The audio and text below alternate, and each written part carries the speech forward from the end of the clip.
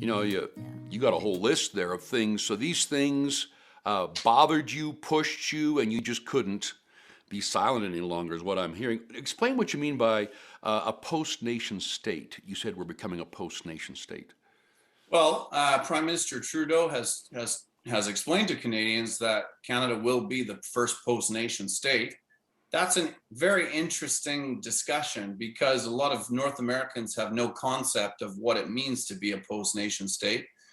If you look at what happened in Europe, you will have seen in the last few years the UK leaving the EU, and they left the EU because they weren't feeling like they were in control of their money or their laws and their borders.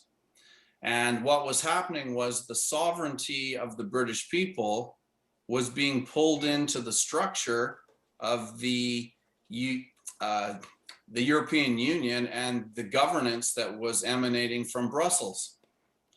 So our parallel in Canada, to begin to answer that question, is that when the Liberal government talks about Canada becoming a post-national state, it means that there's going to be a much greater difference from the authority of the individual to exercise a vote in Canada and influence our governance when our government or our sovereignty begins to migrate towards the UN.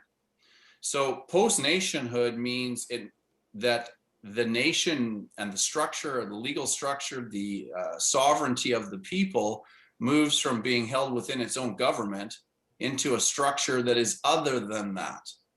And the only other than that we have in our understanding of the international legal framework is the UN. And so that's the destination point for becoming a post-national state. And we have a lot to learn from the UK for recognizing that their understanding of their way of life, the spirit of their people, and their ability to self-determine as a nation was being lost, embedded within the European Union.